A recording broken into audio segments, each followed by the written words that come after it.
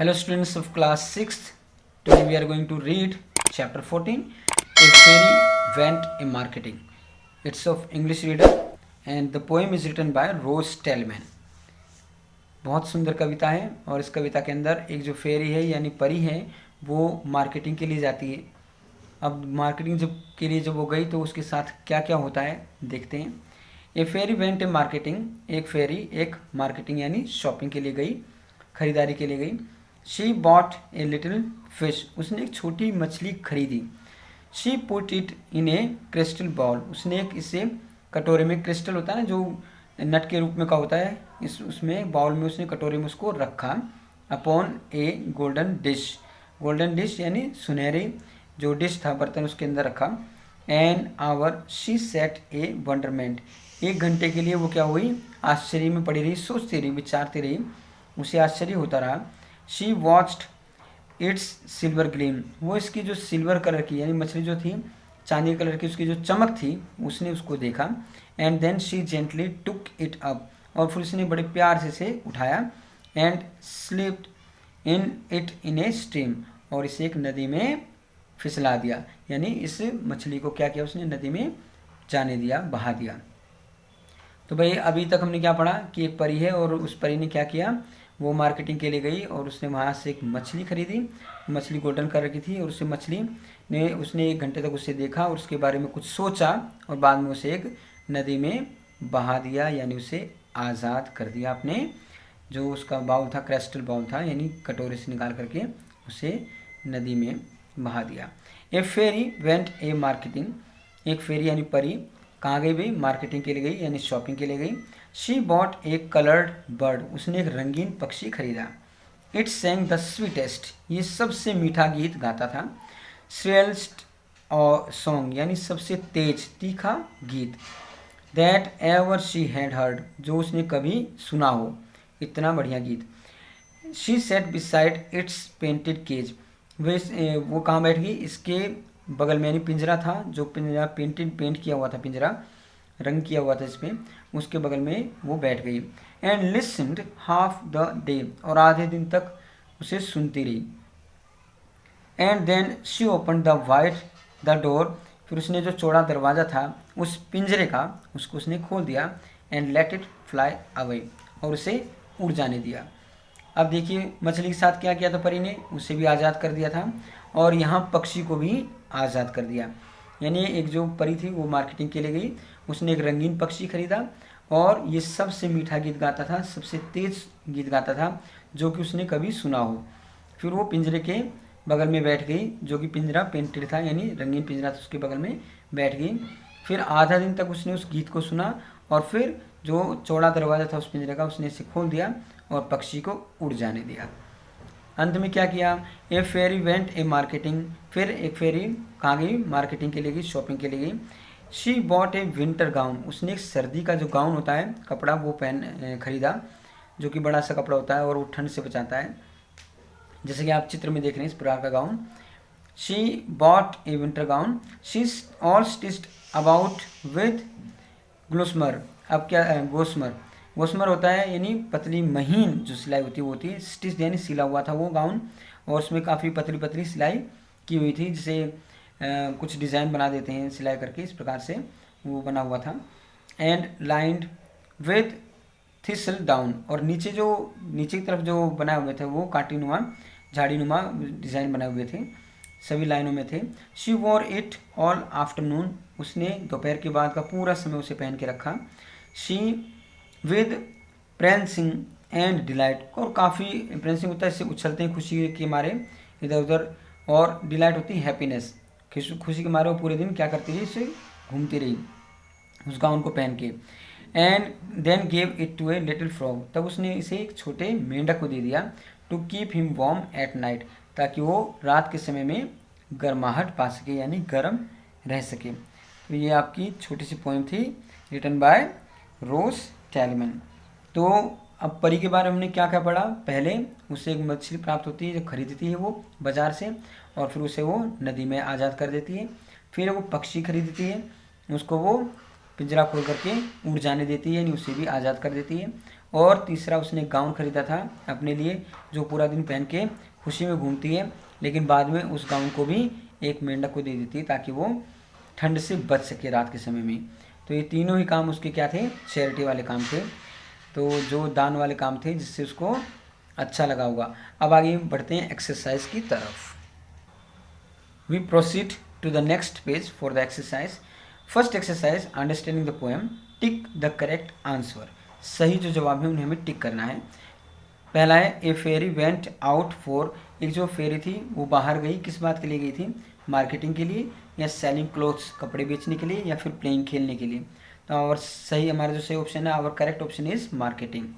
Second, she put the fish in a, उसने मछली को रख दिया, किस में रखा, वुडन बाउल, स्टील बाउल, या फिर क्रिस्टल बाउल। तो हमारा सही ऑप्शन है crystal bowl. The bird fairy set, जो फेरी जो थी, पक्षी थी, वो कहाँ बैठी थी, बर्ड फेरी कहाँ बैठी थी, बिसाइड इट्स पेंटेड केज, इसके पेंट किए हुए पिंजरे के बगल में, या ऑन द केज, पिंजरे के ऊपर, या फिर अंडर द केज, पिंजरे के नीचे। तो ये दो ऑप्शन तो किसी भी रूप से ठीक नहीं है, पहला ऑप्शन हमारा ठीक है, उसके बगल में।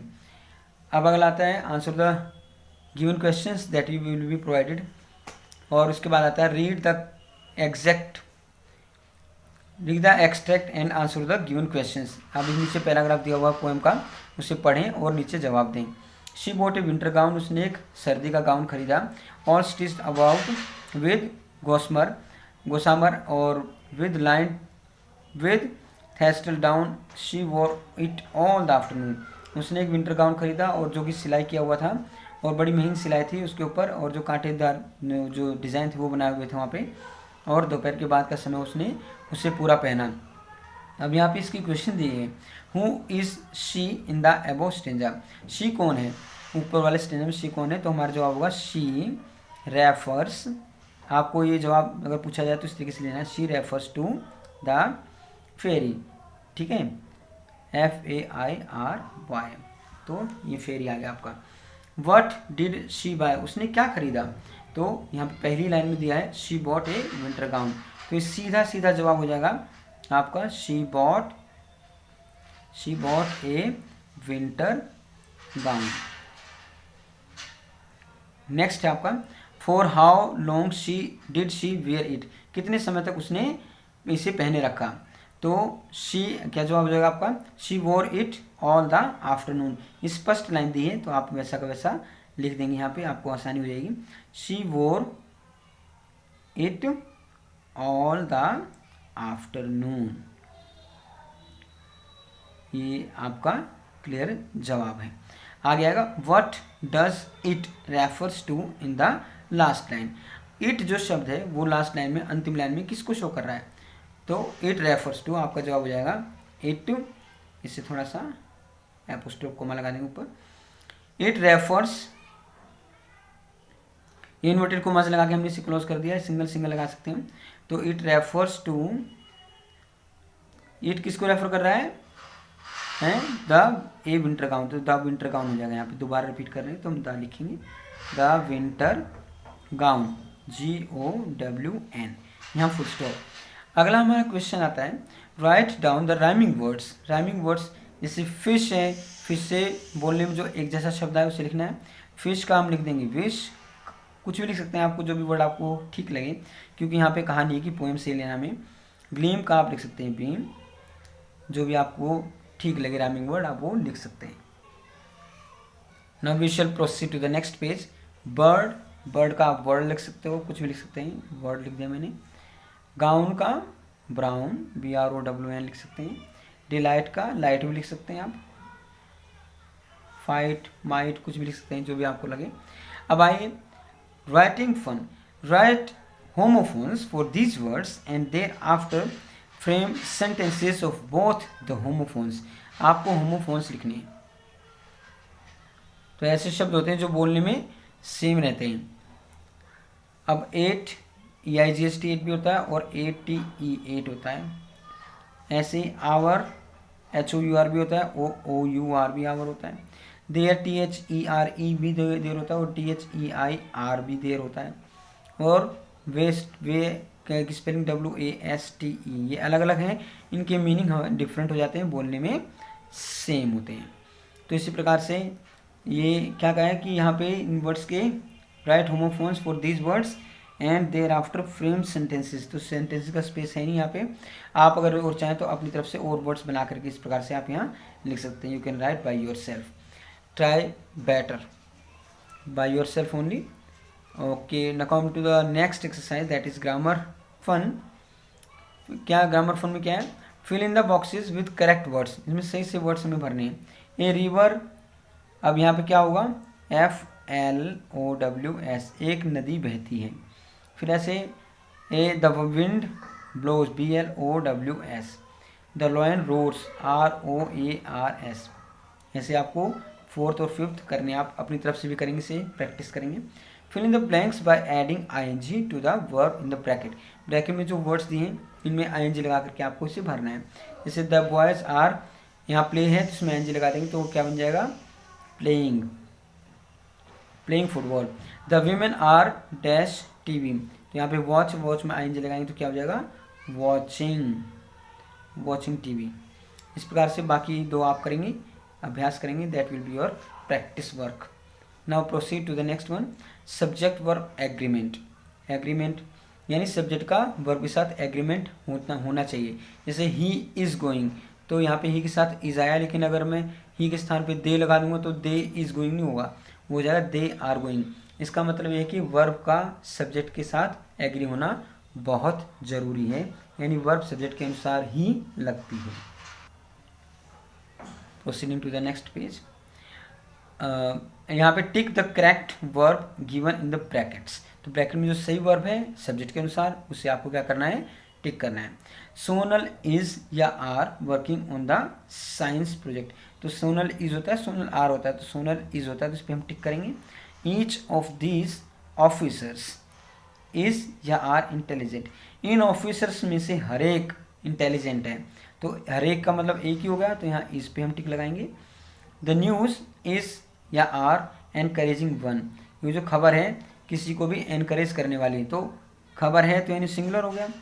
अब अनिल प्लेस बैडमिंटन या अनिल प्ले बैडमिंटन, वर्ब में अगर एस या ES लगेगा तो वो क्या हो जाएगी? सिंगुलर हो जाएगी, और एस आप हटा देंगे तो वो प्लूरल हो जाएगी। तो अनिल के साथ हम सिंगुलर सिंगुलर सब्जेक्ट तो सिंगुलर ही वर्ब लगाएंगे, प्लेस लगाएंगे, बैडमिंटन। वी के साथ क्या लगता है? हैज़ या हैव। स्पष्ट है कि वी के साथ हैव लगता है, तो हम हैव लगा देंगे। द टीचर, टीचर के साथ टीचीज आएगा, टीच आएगा। टीचर सिंगुलर है तो सिंगुलर वर्ब यानी एस या ES वाली वर्ब ही लगेगी, तो the teacher teaches us. Next हमारा एक्सरसाइज है, fill in the blanks with correct verb from the brackets. Brackets में से आप हमें क्या करना है? सही वर्ब को लेना है। The boys dash are running towards the house. तो द बॉयज लिखा है तो इज रनिंग आएगा, आर रनिंग आएगा। इज रनिंग सिंगुलर है, बॉयज प्लूरल है, तो हमें भी प्लूरल वर्ब ही लगानी है, यानी आर रनिंग हमारा सही ऑप्शन है। The girl dash in the park. The girl singular verb है, अब इज वॉकिंग आएगा, are walking. Yes, is walking क्या है हमारा? सिंगुलर वर्ब है, हम इज वॉकिंग ही लगाएंगे। द मैन MAN यानी सिंगल मैन है, तो सिंगल के साथ सिंगुलर वर्ब यानी इज स्विमिंग आएगा। ऐसे the children of class 6 fourth भी, अब यहाँ पे फोर्थ में क्या है? चिल्ड्रन है, चिल्ड्रन प्लूरल होता है, तो प्लूरल के साथ हम प्लूरल वर्ब आर रीडिंग लगाएंगे। ग्रैंडपा सिंगुलर सब्जेक्ट है, तो सिंगुलर वर्ब वाला यानी इज स्लीपिंग लगाएंगे। रजत एंड राम, ये दो जने हो गए यानी प्लूरल हो गया, तो प्लूरल वर्ब यानी आर ड्राइंग, ये वाला हमारा सही ऑप्शन है। ये फिलअप्स आपको यहाँ पर भरने हैं। You are suppose to fill this lines with this words. अब यहाँ पे write whether the underline words are nouns और वर्ब्स। आपको बताना है ये जो अंडरलाइन वर्ब है यानी ये जो ग्रीन कलर में दिए हुए वर्ड्स हैं, ये वर्ड्स क्या हैं? ये नाउन्स हैं या वर्ब्स हैं। अब dress up quickly and leave for the party. जल्दी कपड़े पहनो और क्या करो? पार्टी के लिए निकल जाओ। अब ड्रेस अप क्विकली, यहाँ पे ड्रेस क्या हमारा सब्जेक्ट का काम कर रहा है, नाउन का काम कर रहा है, तो हम क्या करेंगे? ड्रेस को नाउन में लिख देंगे, ये हमारा नाउन है। दूसरा द ड्रेस इज़ ब्यूटीफुल, ये जो ड्रेस है बड़ी सुंदर है। नहीं, ड्रेस जो हमारा यहाँ ड्रेस अप क्विकली ये भी काम आ रहा है, वर्ब की इतने यूज़ हो रहा है तो वर्ब ही लगेगी यहाँ पे। ये ड्रेस यहाँ पे वर्ब आ जाएगा, ड्रेस वर्ब में आएगा। और दूसरा है माई ड्रेस इज़ ब्यूटीफुल, मेरी ड्रेस सुंदर है। तो यहाँ पे ये ड्रेस क्या है, नाउन है, यानी नाम है किसी वस्तु का, तो हम यहाँ पे नाउन की जगह पे ड्रेस लगा देंगे यहाँ पे noun. Please water the plants, कृपया पौधों को पानी दे दो। वाटर प्लांट को वाटर करना एक वर्ब यानी काम है। तो यहाँ पे वाटर हमारा क्या है, पानी देना काम है, तो यहाँ पानी देने का काम कर रहा है वाटर, तो हम वाटर को वर्ब में ले जाएंगे। फिर can I have a glass of water, क्या मुझे गिलास पानी मिल सकता है। तो पानी, यहाँ पानी देना काम नहीं हो रहा, सिर्फ पानी है, वर्ड आया, तो यहाँ पे नाउन का काम कर रहा है, तो वाटर यहाँ पे नाउन का काम कर रहा है। Do you know answer of this puzzle, क्या तुम इस प्रश्नों के, ये पजल या उलझन के, पहेली के का जवाब जानते हो। तो यहाँ पे जवाब करना नहीं आ रहा, सिर्फ जवाब आ रहा है, इन काम नहीं हो रहा कोई भी, एक नाउन का काम कर रहा है। तो यहाँ पे हम लिखेंगे आंसर, नाउन वाले कॉलम में ANSWER, आंसर हमारा नाउन हो जाएगा। और यहाँ पे शी आंसर्ड वेल, उसने सही से जवाब दिया, तो यहाँ पे उसने आंसर देना काम किया, तो यहाँ पे क्या होगा, आंसर हमारा वर्ब में आ जाएगा, आंसर वर्ब में आ जाएगा। तो इस प्रकार से आपको इसे करना है।